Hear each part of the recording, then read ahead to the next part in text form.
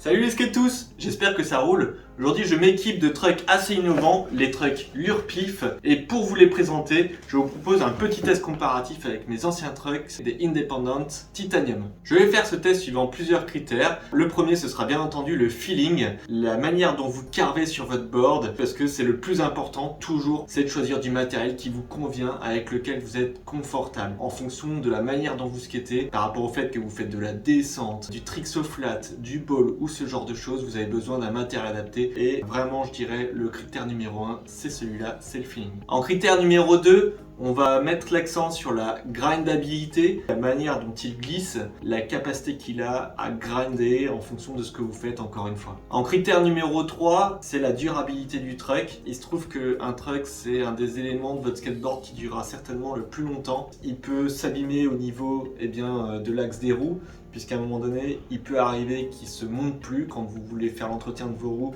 vous avez parfois des difficultés à remonter les roues. Quand vous faites des grinds, la durée de vie jusqu'à ce que vous arriviez au niveau de l'axe, ou encore la casse du kingpin qui peut être un problème important. D'autres critères clés pour moi, ce sont la hauteur du truck par rapport au skateboard, donc par rapport aux roues, par rapport au shape de votre skate, puisqu'il va influer sur l'angle que votre skate va prendre quand vous faites les ollies. On va parler aussi du poids des trucks, puisque c'est un élément qui est rappelé lors du discours commercial des marques et qu'on peut avoir aussi en comparatif sur les sites internet. Pour moi, c'est pas un critère qui est prépondérant, mais qui peut quand même être intéressant, donc on va justement peser ces deux éléments séparément. Concernant les trucks Lurpif, il y a un gros axe de communication qui est lié à l'absence de possibilité de faire un wheel bite, donc le fait que la roue elle touche la board, et donc on abordera aussi ce point. On va s'intéresser aussi un peu au réglage, à la maintenance ou au remplacement des différents éléments, et puis enfin on parlera du prix, puisque quand même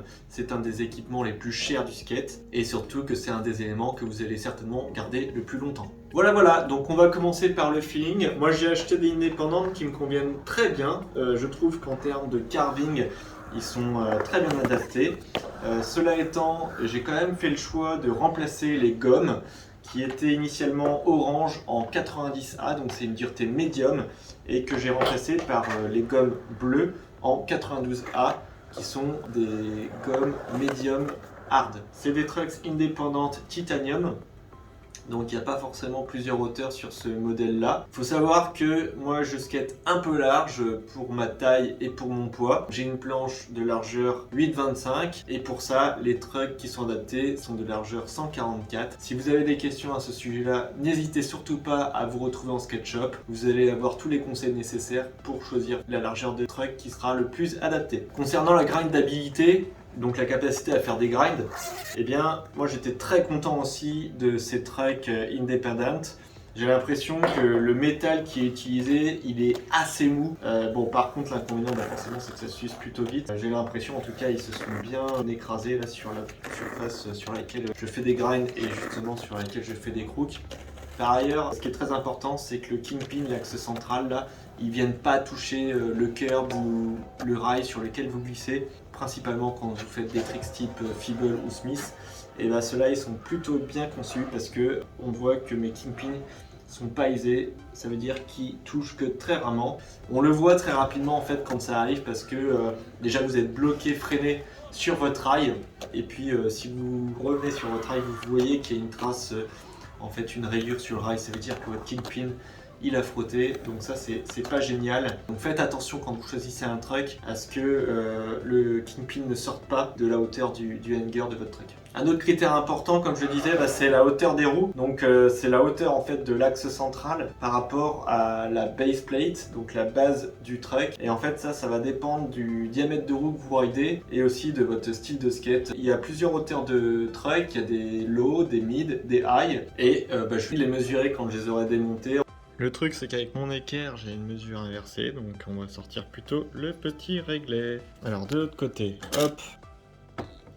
Ça nous donne une hauteur du centre de l'axe à 52 mm. Et concernant l'influence que ça a sur l'inclinaison de ma planche, j'ai remonté juste le truc arrière et je vais le mesurer. Et hop, voilà, là c'est pas mal. Et donc là j'ai un angle de 36 degrés. À rappeler que mes roues initialement sont du 54 mm. Sauf que maintenant elles doivent être un peu usées, donc elles font plutôt 52 mm. Alors maintenant, on va parler du poids et pour ça, je vais enlever les roues. Voilà, sauf qu'avec ces histoires, j'ai réussi à me couper le doigt. Bon, je nettoie tout ça et on s'y remet. Alors, on disait, le poids, on va les peser les deux ensemble et on va diviser par 2. Nous sommes à 637 grammes. Donc ça veut dire entre 318 et 319 grammes à l'unité. Sauf que, comme vous avez pu le voir, ceux-là, ils ont perdu déjà pas mal de matière. Mais c'est pas grave, ça donne un point indicatif déjà, c'est bien. Qu'est-ce que ça représente en fait par rapport au poids global du setup? 1329 grammes. Avec les trucks, ça fait 1965 grammes. Avec les roues, nous sommes à 2294 grammes. Et nous sommes à 2335 grammes, donc 2,3 kg, un peu plus. Voilà, ça veut dire que la part du poids d'un truck dans mon setup est de 13,6%. Donc pour les deux trucks, on est à une part d'un peu plus de 27% du poids total de mon setup. Pour ce qui est de la durabilité du hanger, qui est un point important, je ne peux pas vraiment dire grand chose d'autre que ces trucks-là, ils ont plus de 300 heures de skate. On va dire que mon principal point d'attention, c'était l'usure des axes. C'est pour ça d'ailleurs que j'ai choisi une version titanium. C'était pour éviter que l'axe de la roue il s'use trop vite face au frottement par rapport au sol. Et là on peut voir qu'on a quelques petites difficultés à remettre en vissement. Mais malgré tout j'arrive à les remettre. Voilà. Même si de prime abord on a l'impression qu'ils sont bien usés. Effectivement, le frein filet, il est bien attaqué. Cela étant, j'ai l'impression que le filetage, il reste correct. Même si je vois qu'il est un petit peu biseauté sur certains pans, là, on arrive toujours à remettre l'écrou avec la clé. Pour ce qui est du risque de wheel bite, je me suis adapté différemment puisque déjà c'est une taille haute. J'ai changé la gomme par une gomme medium hard, ce qui fait que j'avais quand même beaucoup moins de chances de toucher ma board avec la roue. En plus, j'achète systématiquement des boards avec des écopes en dessous, donc ce qui élimine encore plus le risque de wheel bite sous la board. Et puis je vous rappelle que je ne pèse que 60 kg, donc vraiment le risque pour moi il est assez écarté. En tout cas c'est pas un critère prépondérant. Et c'est pour ça que je vous en parle plutôt en dernier. On peut voir que ça peut toucher quand même de temps en temps. Il y a les petites traces ici que vous remarquez. Mais vraiment, comme je vous le dis, moi personnellement je ne le sens pas. Et ça ne me gêne en aucun cas pour faire des tricks. Côté maintenance, j'ai pas eu vraiment de problème. J'ai pas eu de casse du Kingpin par exemple, donc j'ai pas eu à le remplacer. J'ai pas eu de vieillissement précoce des gommes, elles ont fait toute la durée.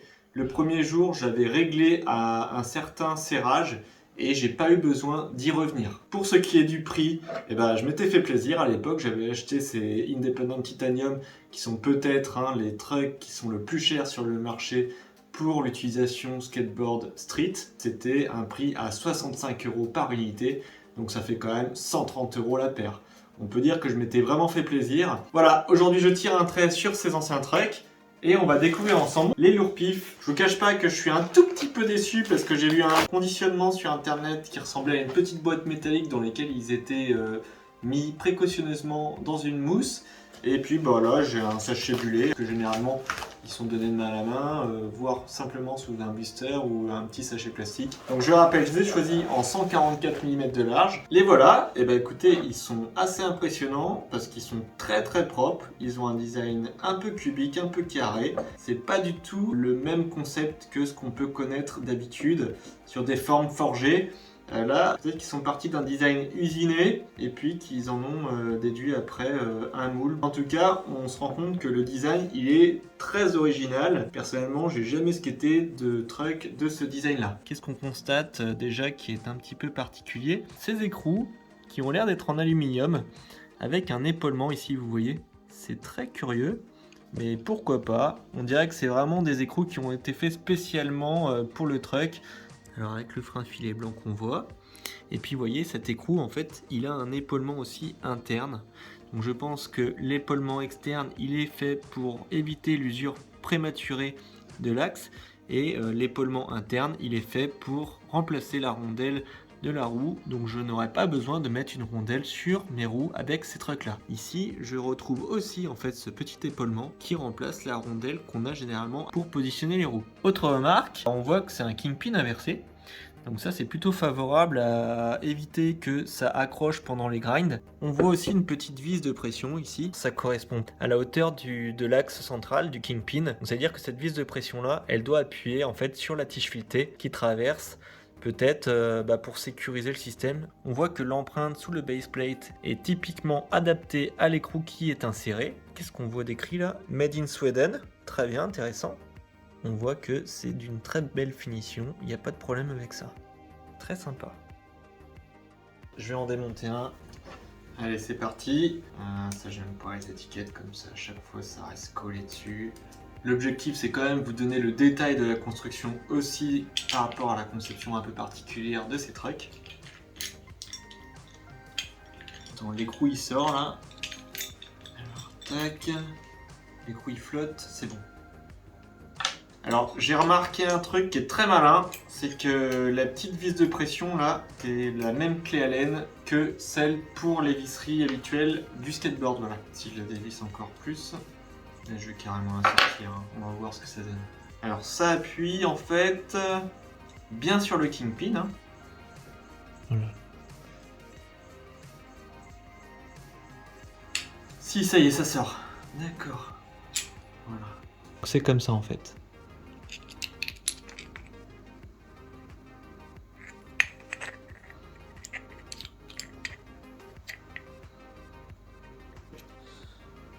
Hop, voilà.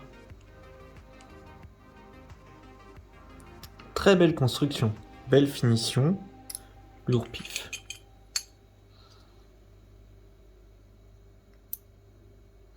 Voilà comment est foutu le truck une fois décomposé.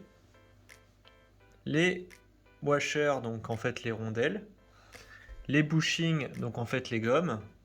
Le base plate, avec la petite vis de pression qu'on peut mettre ici. Le kingpin, très particulier. Le hanger, avec les écrous donc, qui sont en aluminium, j'ai quand même bien l'impression, et qui intègrent des épaulements. Voilà. Très original. Alors, on remonte ça. Le kingpin inversé, c'est tout juste ajusté au diamètre. Hein. Ça, c'est bien.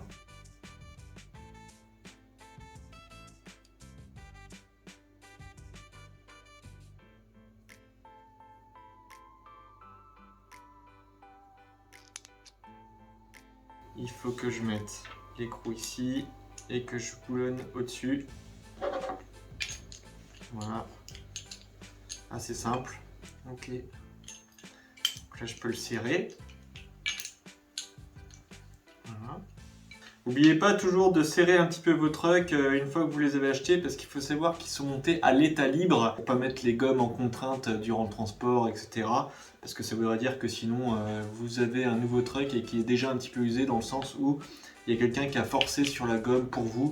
Voilà, donc ça y est, là je viens de comprendre en fait à quoi servait la vis de pression. Je peux pas le serrer si je la desserre pas. Donc en fait, ce que je comprends, c'est que ça permet de verrouiller la position, le serrage de vos gommes. Bon, cela dit, faut savoir quand même que les gommes, elles s'assouplissent durant les premières heures de skate, qu'il n'y a pas de risque de desserrage de la vis pendant le temps. Alors cela dit, moi j'ai jamais rencontré un... Je me suis jamais retrouvé avec un truck dont le kingpin se desserre avec le temps, mais bon.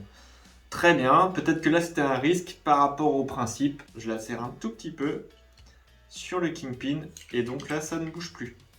Je ne peux plus non plus le serrer. Voilà, c'est bloqué. On fait de même avec l'autre. J'y vais au ressenti. Je ne sais pas exactement de combien de coups de clé j'ai mis. Ça, c'est un petit inconvénient parce que j'aime bien voir le filet sortant pour savoir exactement de combien en fait j'ai vissé pour que les deux soient vissés de la même manière, pour que j'ai la même dureté. Là, je vais me référer à l'arrière. J'ai l'impression que c'est vissé à peu près pareil. Donc, on va partir là-dessus. Je bloque la vis de pression. Tac. Et voilà, alors là, ça bouge plus. Je ne peux plus visser. Et on va les peser. 365. Et donc ça veut dire que le deuxième, ça devrait nous emmener à 730. Bah parfait, 730. Ils ont exactement le même poids, c'est incroyable. C'est quand même beaucoup plus lourd finalement que les Independent, puisque on a dit 365 par truck, ça fait presque 50 grammes de plus. Les Independent, remarque tout à l'heure, je les avais pesés entre 318 et 319 grammes, mais en fait, j'ai vu sur Skate Deluxe qui sont donnés à 328 grammes. Donc là, si on fait 328 grammes par rapport au Lurpif à 365 grammes, donc ça nous fait 37 grammes de plus. Donc ça veut dire quand même que les Lurpif, ils ont plus de 11% de poids en plus que les Indé, même au théorique. Quel impact ça a sur mon setup complet? La board, normalement, elle n'a pas changé de poids. Hein. 1330 ici. 2061 avec les trucks. 2390 avec les roues. 2431, tout setup compris. Le skateboard, le setup entier avec ces trucks qui sont un petit peu plus lourds, a gagné 100 grammes. Donc en fait, le setup complet, il est à plus 4% plus lourd avec ces trucks qui sont un peu plus lourds que les Indé. Donc c'est pas non plus très significatif, mais quand même, c'est 100 grammes de plus, c'est 4%. Voilà, donc je vais m'empresser de monter les trucks parce que la nuit va tomber et j'aimerais bien les tester rapidement. En fait, petite surprise, vous n'aurez plus besoin de la petite clé pour les écrous que vous aviez. En fait, les Lurpif, ils se montent avec la grosse clé, celle qui est la même que pour l'axe du truck. Les écrous sont plus gros apparemment, donc voilà. Ça se sert avec la grosse clé. Et voilà, incroyable. Autre astuce que je remarque tout juste encore, ils ont chanfreiné l'axe qu'ils ont laissé sortir de l'écrou tout juste pour éviter qu'on attaque l'écrou tout de suite. Vous voyez là, c'est pas tout à fait évident, mais quand on enlève comme ça, on le voit. Regardez, pas mal hein. Et voilà, allez, je pars essayer ça tout de suite avant que le parc ferme. Et c'est parti. Ok. Très bien.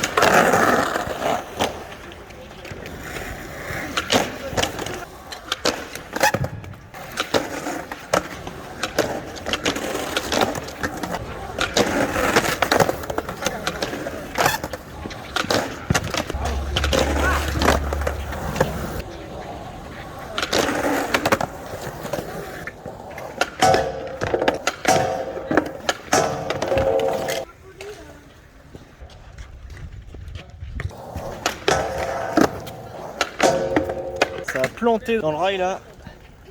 Le copeau quoi. Ok. Bah vas-y hein, on continue hein, faut le mettre hein.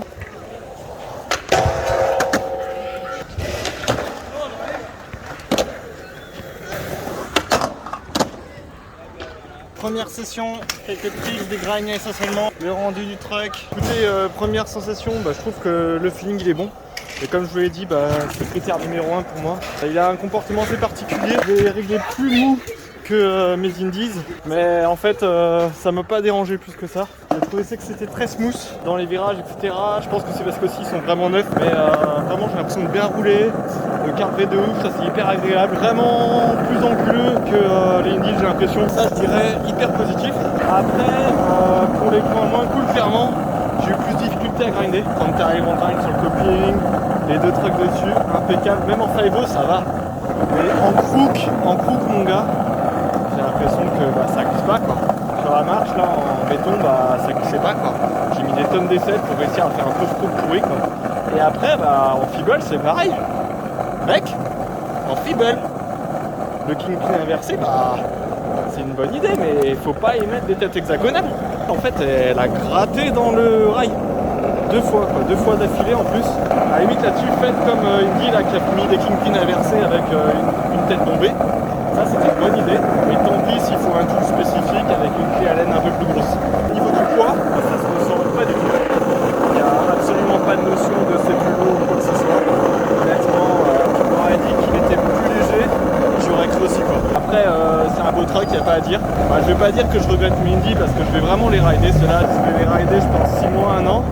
Et puis je vous ferai un complément de vidéo justement par rapport à ça parce que je pense que ils n'étaient pas au même niveau en fait de rodage. Mais en tout cas voilà, 9 versus Indy rodé. Je suis en faveur de l'Indy rodé au niveau du ride, des grinds et tout ce que vous avez pu voir en vidéo.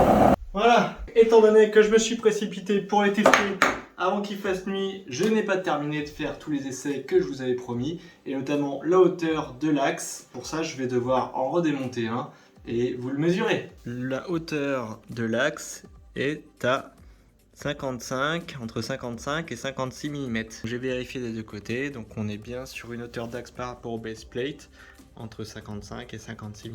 Ils sont un petit peu plus hauts en fait que les Indies. Je disais tout à l'heure, on avait 36-37 degrés. Ça c'est pas mal, regardez. Ah bah si, c'est pareil, 36 degrés. Bon bah ça joue pas grand chose alors. Hein. Ça explique pourquoi je n'ai pas ressenti vraiment de différence au moment de faire des ollies par exemple. Voilà, donc en termes de bilan, j'ai dû prendre quelques petites notes. Le premier critère que j'avais énoncé, c'était le feeling. Comme je vous avais bien dit, c'est vraiment ça qui est le plus important. Et bien par rapport au Independent, honnêtement je suis agréablement surpris. Les Lurpif, ils ont un bon feeling, ils tournent un peu différemment, mais c'est pas désagréable du tout. Concernant la grindabilité, comme je vous l'expliquais, pour moi c'est pas équivalent aux Indies, clairement. Peut-être que ceux-là ils vont être plus durables. Il se trouve que les indépendantes ils sont d'une meilleure aide au grind. Concernant la durabilité des axes là au niveau des roues, clairement je peux pas vous dire encore. Hein. J'espère avoir une bonne surprise. Il n'y a pas de raison. Je veux dire, ils sont bien enfouis en fait dans la roue. Ça va être favorable à la durabilité et je pense pas que le filet il va être attaqué de sitôt. Concernant la durabilité du hanger, je sais pas. Moi je dirais qu'il est un peu plus dur. Peut-être qu'il est plus durable du coup. C'est peut-être un avantage qu'il a par rapport aux indépendants qui eux grind comme dans du beurre, comme j'aime bien dire. À suivre. Par rapport à la hauteur des roues, équivalent au high de Independent. On rappelle était à 52 mm et là on est sur une hauteur à 55 mm, mais quand on mesure l'impact que ça a sur l'angle pour toucher le tel, dans les deux cas je le trouve entre 36 degrés et 37 degrés. Force est de constater que ça n'a pas d'impact sur la réalisation des tricks au flat quoi. Concernant le poids, il y a une grosse différence, on se retrouve quand même à plus 100 grammes sur les deux trucks montés sur un setup. Mais moi personnellement je ne ressens pas cette différence. Après c'est vous qui voyez, si vous voulez rider de l'extra léger, et dans quel cas n'hésitez pas à me faire vos retours sur vraiment le ressenti que vous en avez eu. Si vraiment vous sentez quand c'est plus léger, ça m'intéresse de le savoir. Et puis concernant le risque de wheel bite, j'ai rarement été embêté par des wheel bites, surtout depuis que j'ai acheté des boards avec des écopes qui pour moi sont la solution. Et sinon resserrez un peu vos trucks. Ceux-là peut-être qu'ils sont vraiment anti-wheel bite, mais moi personnellement je fais pas de gros gap. Si vous y voyez un intérêt, n'hésitez pas à me le mettre en commentaire parce qu'effectivement c'est peut-être un avantage que moi je ne vois pas par rapport au style de skate que c'est. Je me dis que c'est une innovation, mais je sais pas comment ça marche et je sais pas pourquoi est-ce qu'ils évitent le wheel bite plus que d'autres trucks, et quand bien même je vois pas exactement si ça a un intérêt vraiment fort qui les distinguerait du reste des trucks sur le marché. Concernant le réglage et la maintenance, donc le réglage, écoutez, j'ai compris, il y a une petite vis de pression qui permet d'éviter que ça se desserre. Je suis un peu surpris de me dire qu'ils sont intéressés au fait que ça puisse se desserrer pendant qu'on skate. Alors je sais pas, peut-être que c'est leur concept qui se desserrait, mais en tout cas là c'est vrai que je vois pas comment ça pourrait se desserrer grâce à cette petite vis de pression très malin qui s'utilise avec la même calène que celle des visseries. Après j'ai pas regardé en termes de composants de rechange s'ils proposent de vendre des kingpins en rechange au cas où qu'on les pète, s'ils proposent aussi des gommes, des rondelles, des choses en pièces détachées qui permettraient de remplacer au cas où on casse une pièce du truck pour pas avoir à tout remplacer, ce qui effectivement généralement est un peu plus économique. Après on peut parler du prix, j'aurais abordé tous les critères, ils sont pas donnés, ils sont à 90 €, c'est dans une moyenne assez standard du prix des trucks haut de gamme, mais bien évidemment en fait ils sont pas au niveau des trucks à 130 € Independent Titanium, puisque là quand je m'étais payé ça je m'étais clairement fait un petit plaisir. En conclusion en fait je me dirais que ces trucks Lurpif, eh ben d'abord, ils sont créatifs, ils ont leurs avantages, ils ont leurs inconvénients, mais surtout, ils ont un bon feeling de ride, ça c'est très positif. Après, il y a des innovations qu'ils ont intégrées qui sont plus discutables, mais à mon avis, c'était un premier jet. Moi, je suis d'avis de les encourager parce qu'en plus, c'est européen, c'est quand même suédois, fabriqué en Europe. Donc ça, moi, je suis hyper favorable à ça. Je regrette pas du tout de les avoir achetés. Je vais les faire vivre un peu. Et puis, je vous dirai ce que j'en pense dans, j'espère, un petit complément de vidéo sur lequel j'aurai plus de retours. Voilà, si vous avez des questions, des réactions ou des suggestions pour faire des nouvelles vidéos sur ce type de sujet, vous les mettez en commentaire et j'essaierai d'y répondre. D'ici là, faites un maximum de tricks et à plus les skatos!